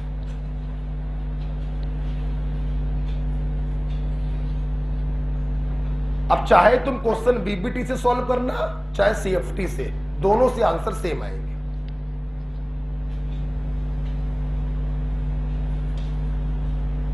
कोऑर्डिनेशन नंबर 6 में D4 से D7 पेयरिंग करवाएंगे और कोऑर्डिनेशन नंबर 4 या 5 में D4 से D8 में पेयरिंग करवाएंगे। याद ऐसे रख सकते हैं कि कोऑर्डिनेशन नंबर छोटा तो लंबाई हो गई ज्यादा। ठीक है, ज्यादा इलेक्ट्रॉनों तक यहां पेयरिंग होगी और यहां कम इलेक्ट्रॉनों तक पेयरिंग होगी। बच्चों ये मत सोचना कि पूर्वाल से ही रटवा रहे हैं, एक एक चीज एक्सप्लेन करूंगा क्रिस्टल फील्ड थ्योरी में, एक एक चीज, यहां से यहां तक ही क्यों है, नीचे क्या प्रॉब्लम, ऊपर क्या प्रॉब्लम, इसमें एक नंबर बढ़ क्यों गया, एक एक चीज एक्सप्लेन होगी। चूंकि मैंने वीबीटी और सीएफटी को मिला के रूल बनाया है इसलिए अभी उसको एक्सप्लेन नहीं करेंगे, बाद में करेंगे। ठीक, अब सुनना जरा पेयरिंग का मतलब क्या है, तो ये भी देखो। जैसे हमें मालूम है डी सबसेल में 5 ऑर्बिटल होते, कितने होते हैं? 5। इलेक्ट्रॉन भरने का तरीका आप लोगों ने एटॉमिक स्ट्रक्चर में पढ़ा है, पहले सारे ऑर्बिटलों को एक एक इलेक्ट्रॉन दिया जाता है, हाँ या ना, और फिर इलेक्ट्रॉनों की पेयरिंग करवाई जाती है। यही आप लोगों ने पढ़ा है, हमने भी यही पढ़ा। अब सुनना, मान लो D1 है, तो D1 का मतलब 1 2 3 4, आपने 5 बनाए और चुपचाप एक इलेक्ट्रॉन को भर दिया। पेयरिंग का मतलब ही नहीं इसमें उठता, एक ही इलेक्ट्रॉन है, काहे बात की पेयरिंग। 2 इलेक्ट्रॉन भरने थे, फील करिए सब लोग, 1 2 3 4 5। आपने जैसा आप लोग पढ़ते हो एक एक इलेक्ट्रॉन दे दिया, फिलिंग कर दी। अब सुनना, D2 में भी पेयरिंग का कोई चांस नहीं है, क्योंकि D1 D2 D3 में कोई पेयरिंग नहीं होती। पेयरिंग का मतलब यह होता है कि अनपेयर इलेक्ट्रॉन उठकर पेयर हो जाते हैं। यह कहानी D3 के आगे से चालू होगी। D1 D2 D3 में इलेक्ट्रॉनों की पेयरिंग, चाहे कोऑर्डिनेशन नंबर 6 हो, चाहे 4 हो, चाहे 5। अब इसी में समझा दे रहे हैं, ठीक है। मान लो कॉन्फ़िगरेशन है D4, समझना, तुमने सबसे पहले अपने नॉर्मल तरीके का इस्तेमाल किया कि भाई सबको एक एक इलेक्ट्रॉन देंगे।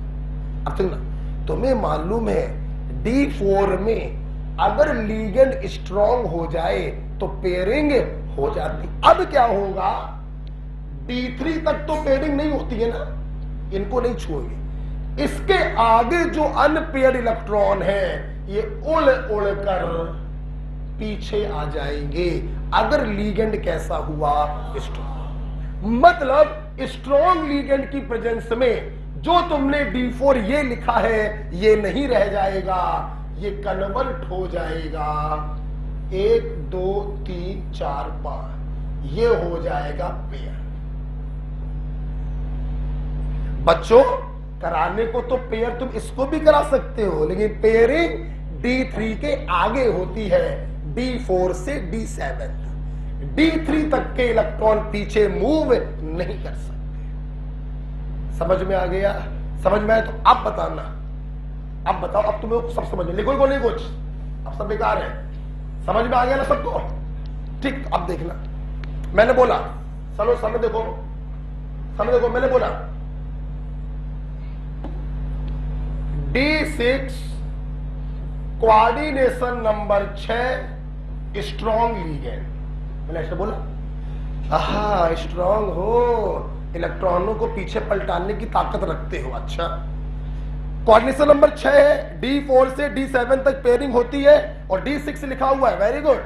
1 2 3 4 5, अरे ऐसे बनाया नहीं, ये क्या कर दिया सर ने। सबसे पहले मैंने अपने इलेक्ट्रॉन अपने अकॉर्डिंग भर दिए, 6 इलेक्ट्रॉन भर दिए। अब आपको मालूम है D3 के आगे अगर इलेक्ट्रॉन है तो ये पीछे आके क्या हो जाएंगे, पेयर।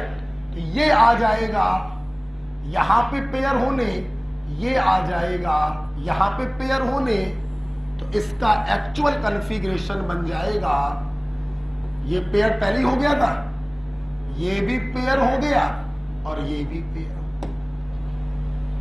बात समझ में आई बेटा? जो कुछ भी करोगे वो D3 के आगे वालों को पीछे लाओगे, D3 वाले कभी पीछे। क्लियर? फील करना, अगर यहां पर स्ट्रॉन्ग लीगेंड के बजाय वीक लीगेंड होता तो जो तुमने बनाया था वही रहेगा, कोई पीछे आकर पेयर अप नहीं होगा। मैं उम्मीद करता हूं आपको पेयरिंग का मतलब समझ में आया कि स्ट्रॉन्ग लीगेंड और वीक लीगेंड क्या करते हैं। क्लियर? अगर समझ में आया तो जल्दी से बताना, खुद करना, खुद सोचना, बताना। D8 coordination number 6 strong ligand. बोलो, क्या स्ट्रॉन्ग लीगेंड इस कॉन्फ़िगरेशन पर अपना हुक्म चला पाएगा? क्या पेयरिंग करा पाएगा? तो कोऑर्डिनेशन नंबर 6 में सिर्फ कहां तक होता है, मतलब बच्चों सामने देखो, आपने अपने अकॉर्डिंग 8 इलेक्ट्रॉनों को भरा, 5 6 7 8। क्या इसको अब तुम पीछे लेके जाओगे? नहीं जा सकते। कोई कोऑर्डिनेशन नंबर 6 में D8 में कोई फर्क नहीं पड़ता, फर्क पड़ता है D4 से D7। ठीक, अब बताना D8 coordination number 4 strong ligand, फर्क पड़ेगा? अब फर्क पड़ेगा, ये इलेक्ट्रॉन उड़कर पीछे आ जाएगा, तो इसका कॉन्फ़िगरेशन बनेगा ये पेयर, ये पेयर, ये पेयर और ये भी। समझ में आया बे? बोलो, समझ में आया? मैंने बोला, बताना बे, मैंने बोला D5 दोनों में पड़ेगा फर्क। कोऑर्डिनेशन नंबर 6 वीक लिगेंड, बोलो कॉन्फ़िगरेशन सिंपल क्या होगा? 1 2 3 4 5। आपने अपने अकॉर्डिंग 5 इलेक्ट्रॉनों को भर दिया, क्या पेयरिंग करवाओगे? क्या कोई छेड़खानी होगी? नहीं। लेकिन अगर यहीं पे लिखा होता स्ट्रॉन्ग लिगेंड, क्या करते? इन 3 के आगे ये उड़कर इधर आता, ये उड़कर इधर आता, तो कॉन्फ़िगरेशन बन जाता विदाउट। अब बताओ वीक लिगेंड स्ट्रॉन्ग लिगेंड का मतलब समझ में आया? तो कोऑर्डिनेशन नंबर 6, कोऑर्डिनेशन नंबर बड़ा तो नंबर कम D4 से D7, और कोऑर्डिनेशन नंबर 4 या अगर 5 हो जाए तो नंबर बढ़ गया D4 से D8। तुम हमसे पढ़ने के बाद चाहे VBT से कर लेना, चाहे तुम CFT से कर लेना, तुम्हारे सारे आंसर क्या आएंगे? ठीक, अब बताओ ये समझ में आ गई?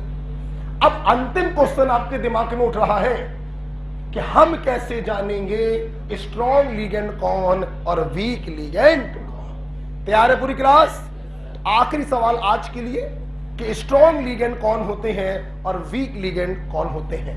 हटा दे, बस समझ में अगर आ गया हो तो चाहो तो 1-2 लिख लो, ताकि तो ठीक रहेगा।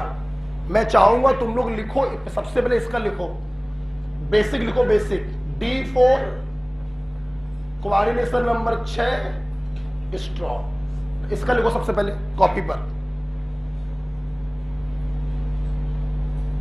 सब लोग बताना कि मैंने सबसे पहले इसका लिखने को क्यों बोला होगा, क्योंकि ये तुम्हें सबसे पहले याद दिलाएगा कि 3 के आगे वाले पीछे आते हैं, 3 वाले पीछे नहीं आते। ठीक, सबसे पहले इसका लिखो, थोड़ा सा लिख लो बेटा कॉपी में, अच्छा रहेगा, वरना क्या फायदा बाद में भूल जाओ। तो भूलोगे नहीं, फिर भी लिख लो, है ना? बना लिया सबने इसका? सबने बनाया इसका? जरा मैच करिए।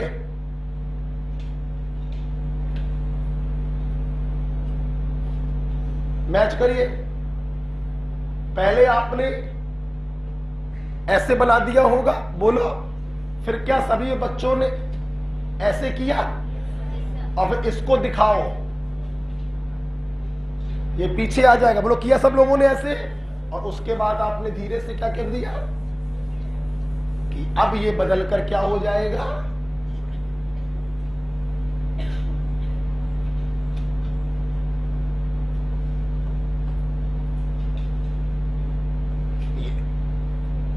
ठीक है, तो D4 coordination number 6 strong ligand, आपका कॉन्फ़िगरेशन बच्चों ये होगा। सबने करके दिखाया? एक और दिखा दो, चलो ये दिखा दो। D8 coordination number 6 strong ligand, जल्दी बताओ, जो आप बनाओगे वही रहेगा? क्या पेयरिंग होगी? कोऑर्डिनेशन नंबर 6 में पेयरिंग नहीं होती। ये वाला बनाओ, ठीक, ये लिखो और ये बना दो। सबने बना दिया? ठीक, तीसरा लिखो, ये वाला लिखो, ये वाला, ये पहला था बेटा, ये दूसरा बनाओ अपनी कॉपी पर, ये तीसरा बनाओ। ऐसे कर दिया? बताओ, पहले ये वाला फिगर बनाना और इसमें ऐसे ऐसे करके दिखाना, फिर ये वाला फिगर बनाना।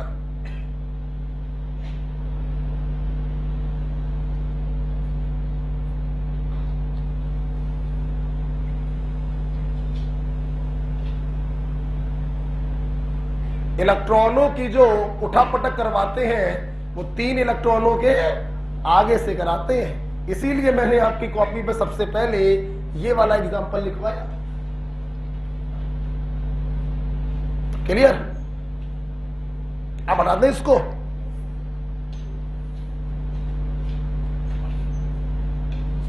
बोलो, हटाए इसको। अंतिम क्वेश्चन आज के लिए बताने जा रहे हैं, लिगेंड कैसे पहचानेंगे, स्ट्रॉन्ग कौन होते हैं और वीक कौन होते हैं। तो आइए, हम लोग को बच्चों पढ़नी पड़ती है एक स्पेक्ट्रोकेमिकल सीरीज।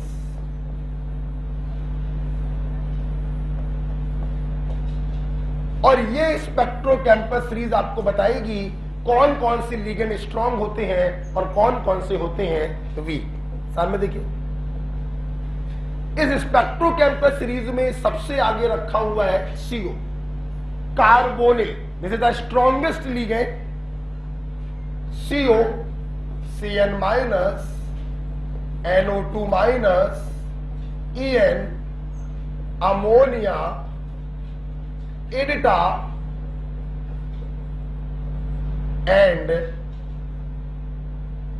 NCS।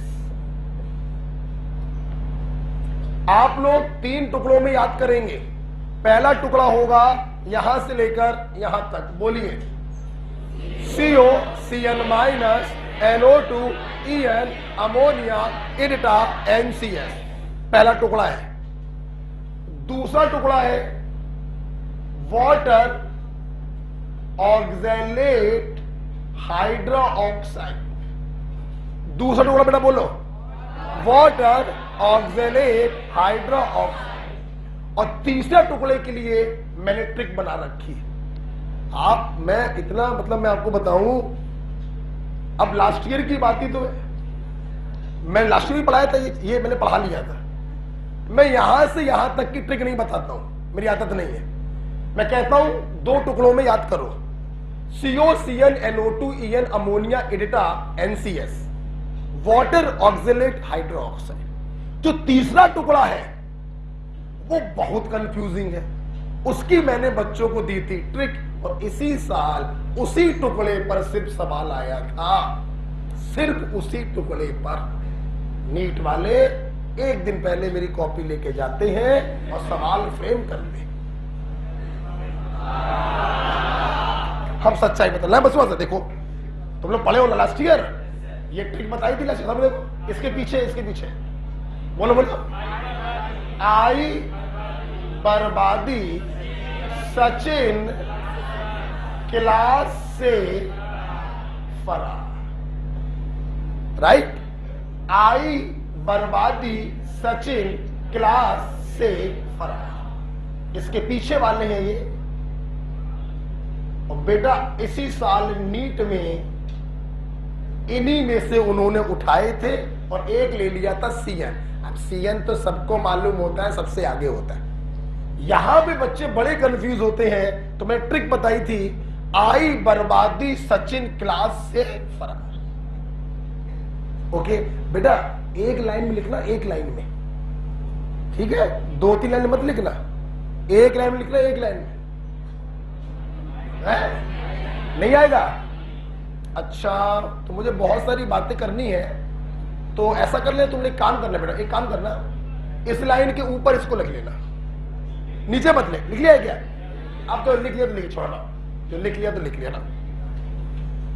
तो आई बर्बादी सचिन क्लास से फरार। भगोड़ा निकल गया क्या? बर्बादी आते भाग गया। तो आई बर्बादी सचिन क्लास से फरार। जो कंफ्यूजिंग है उसकी मैं ट्रिक बता दी, लिख लीजिएगा, आई बर्बादी सचिन क्लास से फरार। एक भी हमने जो शब्द बोले हैं सबका यूज है, कोई भी शब्द बेकार नहीं है। आई बर्बादी सचिन क्लास से फरार। ठीक, देखिए, तो 3 टुकड़ों में आपने याद किया, CO, Cn, NO2, En, ammonia, EDTA, NCS, water oxalate hydroxide. उसके बाद पीछे ध्यान रखना, ये पीछे से है, ठीक है, आई बर्बादी पीछे से, ठीक है, हाँ बर्बादी पीछे से, ठीक है। ये क्या होगा? अब आगे बढ़े हम लोग। अब बताएं कुछ आपको, देख बेवकूफ हो क्या मैं? इसके बारे में नहीं बताएंगे, लिखने के बाद क्या है?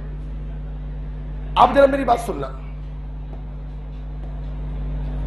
ये जो बच्चों अमोनिया होता है, अमोनिया,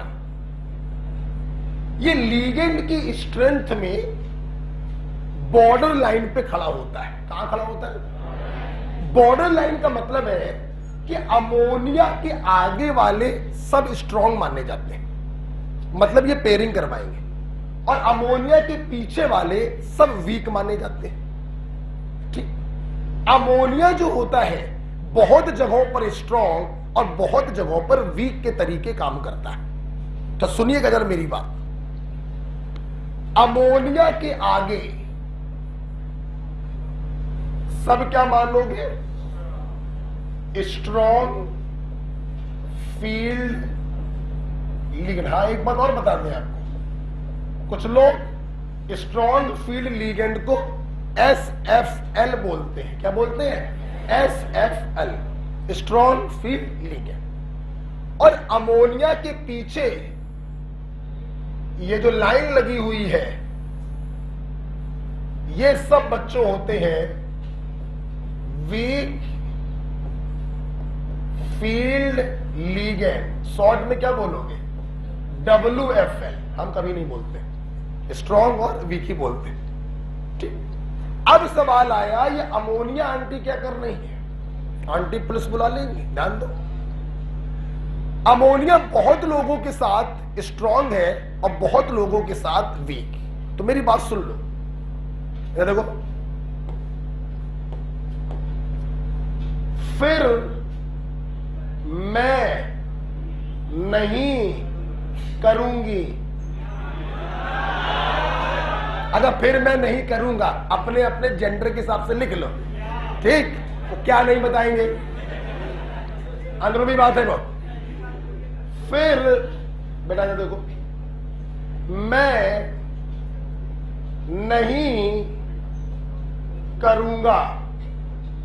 हमने कहा ना, अपना अपना बोलो। फिर मैं नहीं करूंगा।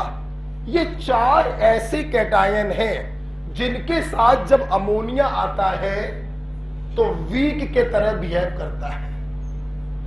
Ammonia S weak field ligand, और इनके अलावा कहीं अमोनिया आए तो स्ट्रॉन्ग फील्ड लिगेंड। फिर मैं नहीं करूंगा, पढ़ाई नहीं करूंगा, अच्छी अच्छी बातें सोचो, है ना, बदतमीजी नहीं करूंगा, लड़ाई नहीं करूंगा। फिर मैं नहीं करूंगा। सारे +2 स्टेट में ध्यान रखना, अगर +3 स्टेट में हो गया तो मामला बदल जाएगा। +2 में अगर आयरन है तो ये वीक है, अगर +3 में आयरन आ गया तो ये क्या हो जाएगा? स्ट्रॉन्ग। इन चार के साथ अमोनिया वीक है, बाकी दुनिया के साथ क्या है? स्ट्रॉन्ग। एक पॉइंट क्लियर हो गया। नेक्स्ट नेक्स्ट, अब जगह नहीं है, आपने नीचे लिखवा दिया। वाटर और ऑक्जेलेट वीक या स्ट्रॉन्ग? वीक। अमोनिया के पीछे वाले सब वीक है। वाटर एंड ऑक्जेलेट ये भी वीक होते हैं, बट कोबाल्ट +3 के साथ ये स्ट्रॉन्ग की तरह काम करते हैं। बोलो कैसे में? स्ट्रॉन्ग। कोबाल्ट +3 के साथ ये स्ट्रॉन्ग की तरह काम करते हैं।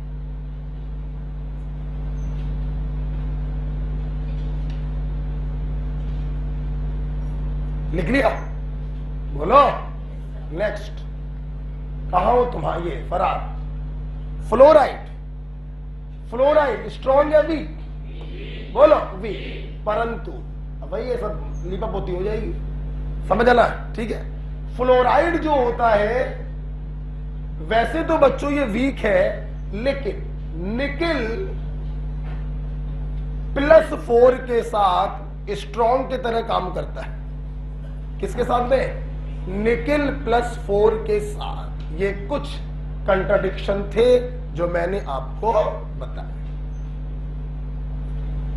अमोनिया के आगे स्ट्रॉन्ग, अमोनिया के पीछे वीक। अमोनिया बॉर्डर लाइन पर खड़ा है, इन चारों के साथ काम करता है, वीक बाकी सबके साथ स्ट्रॉन्ग। वाटर और ऑक्जेलेट कोबाल्ट +3 के साथ बिहेव करेंगे, बोलो स्ट्रॉन्ग। और फ्लोराइड जो होगा वो Na+2+4 के साथ स्ट्रॉन्ग। अगर तुम यहां पर निकिल +2 ले लोगे, बोलो वीक हो जाएगा। Na+4 लोगे तो स्ट्रॉन्ग। सब लोग सहमत है बेटा? ये आपको क्लियर हो गया? बताइए, बस 2 मिनट लेंगे आपके। अरे बेटा, 2 मिनट 2 मिनट ले रहे से। इसके अलावा 1-2 बातें और समझ लीजिए जो आपकी हेल्प करेंगी। बात number 1,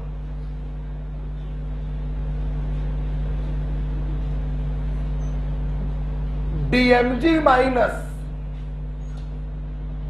as strong field ligand with nickel +2. DMg- strong field ligand with nickel +2.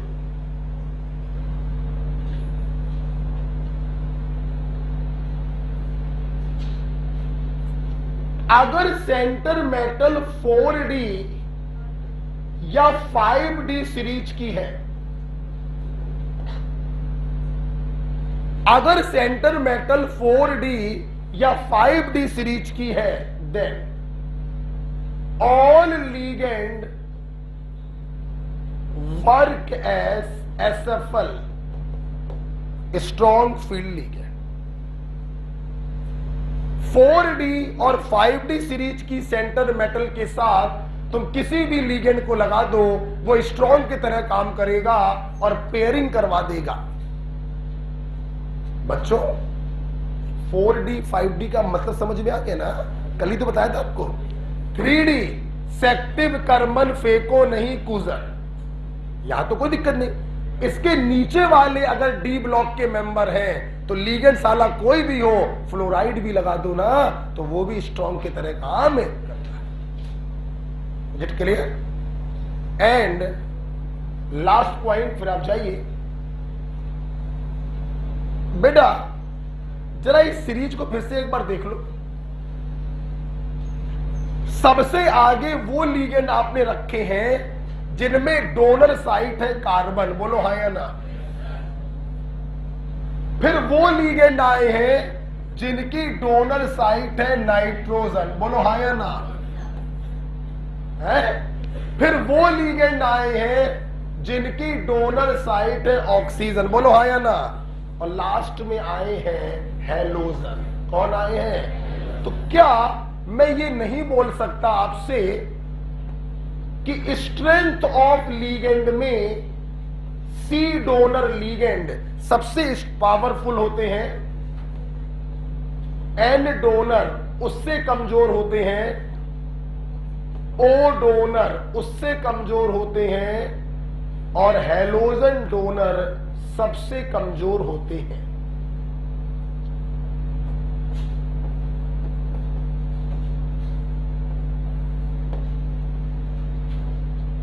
Right?